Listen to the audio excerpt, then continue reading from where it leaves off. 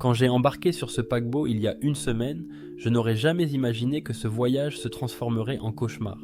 J'étais venu pour échapper à la monotonie, pour me déconnecter de ma vie. Mais aujourd'hui, ce navire est devenu une prison flottante. Je suis coincé ici avec des centaines d'autres âmes perdues et une maladie inconnue menace de nous dévorer tous. Tout a commencé pendant le dîner de gala. Les lumières du grand salon scintillaient, les coupes de champagne brillaient sous les lustres et un orchestre jouait des airs joyeux. Je me souviens encore de l'instant précis où l'homme s'est effondré. Un frisson d'angoisse a traversé la salle, mais personne ne comprenait vraiment ce qui se passait. Certains pensaient qu'il avait trop bu, d'autres murmuraient qu'il s'agissait d'une crise cardiaque. Mais le regard paniqué des serveurs et l'arrivée précipitée de l'équipe médicale nous ont tous plongés dans une inquiétude sourde. Le lendemain, les rumeurs ont commencé à circuler. Des passagers parlaient d'une grippe, tandis que d'autres affirmaient avoir entendu le médecin de bord mentionner une infection inconnue. Je tentais de ne pas céder à la panique, mais les murmures autour de moi étaient impossibles à ignorer. Puis, les annonces du capitaine ont amplifié mon malaise. Il nous a demandé de rester calme, évoquant un incident médical sous contrôle. Sous contrôle, vraiment ? Mon instinct me disait que quelque chose de grave se préparait. Quelques jours plus tard, la situation a dégénéré. Une femme du personnel de nettoyage a été emmenée à l'infirmerie, haletante, fiévreuse, délirante. Les couloirs autrefois animés du navire se sont transformés en espaces silencieux, ponctués seulement par le bruit des portes qui se fermaient à clé.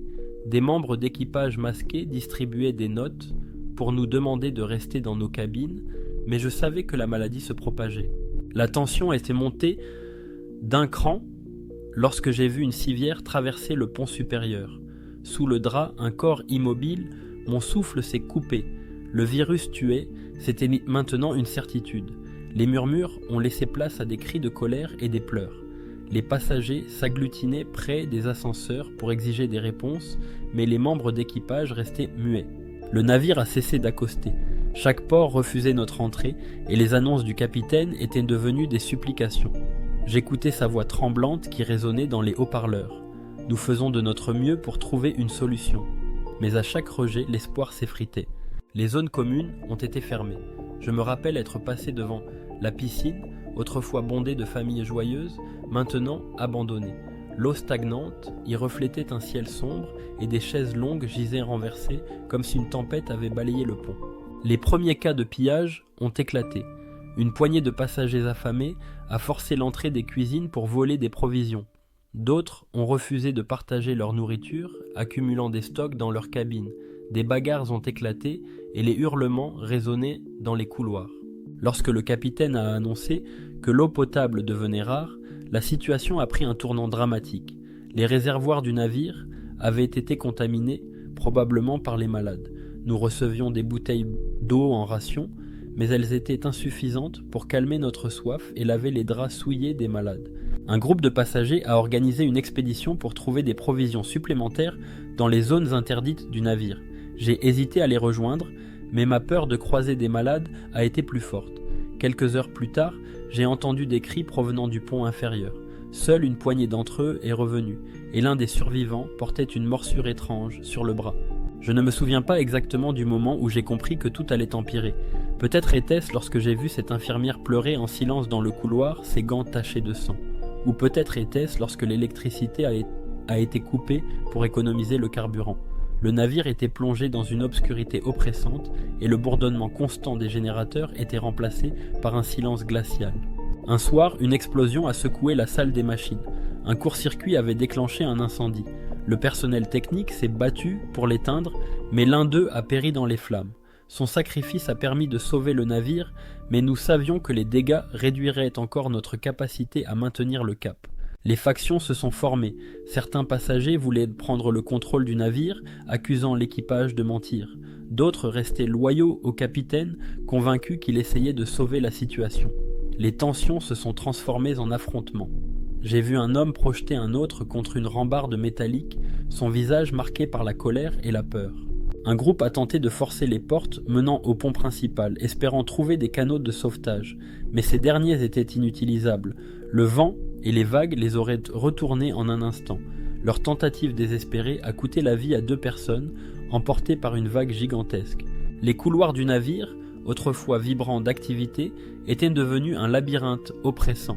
À chaque tournant, je guettais un bruit suspect, craignant de croiser l'un des infectés.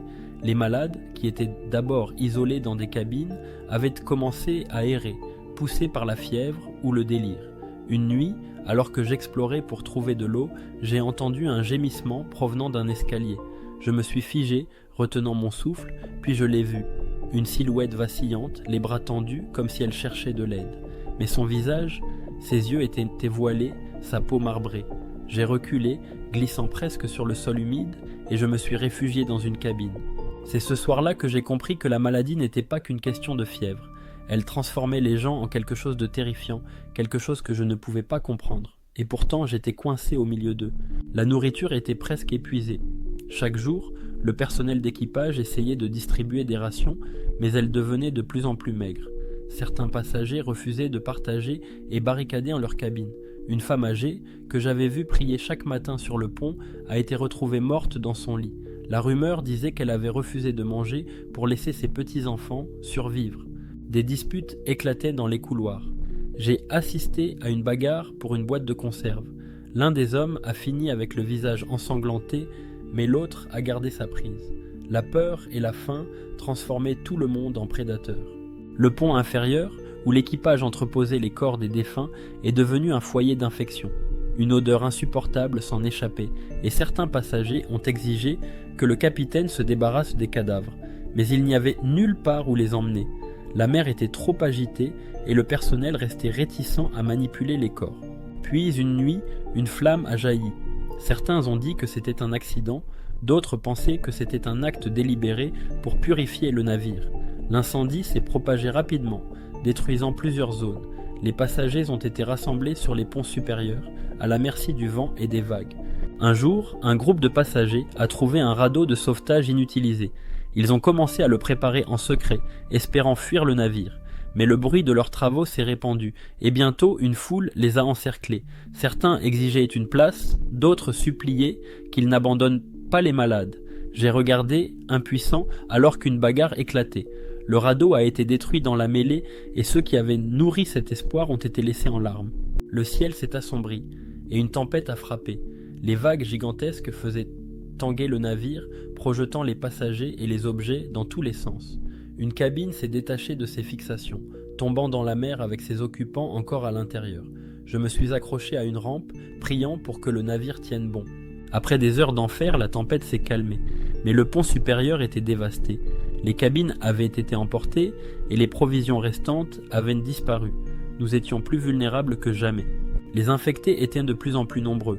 Ils erraient sur le navire, leurs gémissements résonnant comme un rappel constant de notre mortalité. L'une des infirmières restantes, une femme courageuse qui avait soigné les malades depuis le début, a décidé de rester avec les infectés. Elle savait qu'elle ne survivrait pas, mais elle voulait leur offrir un semblant de dignité dans leurs derniers moments. Son sacrifice a marqué un tournant. Beaucoup d'entre nous se sont repliés sur eux-mêmes, incapables de supporter davantage de pertes. Un matin, une lumière a été aperçue à l'horizon.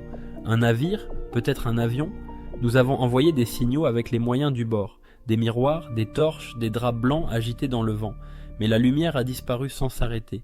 Certains ont perdu tout espoir ce jour-là, se retirant dans leur cabine pour attendre la fin. Finalement, un navire militaire est apparu. Des équipes médicales ont embarqué, vêtues de combinaisons de protection. Ils ont trié les passagers, choisissant ceux qui semblaient en meilleure santé pour être évacués en premier. Ce fut l'un des moments les plus déchirants de ma vie. J'ai vu des familles se déchirer, des enfants arrachés à leurs parents. Je faisais partie des évacués. Alors que l'hélicoptère s'éloignait, j'ai regardé le navire en contrebas. Ses ponts étaient une jonchée de débris, et les silhouettes des laissés-pour-compte se perdaient dans l'obscurité. Sur le navire de secours, nous étions placés en quarantaine. Les médecins nous auscultaient, mais nous savions que la maladie pouvait encore se déclarer. Les regards des autres survivants étaient en vide. Nous étions vivants, mais à quel prix ? L'histoire de cette croisière ne quittera jamais mon esprit. Les visages des infectés, les sacrifices, les choix impossibles, tout cela me hante encore. Et pourtant, quelque part au fond de moi, je ressens une étrange gratitude. J'ai survécu.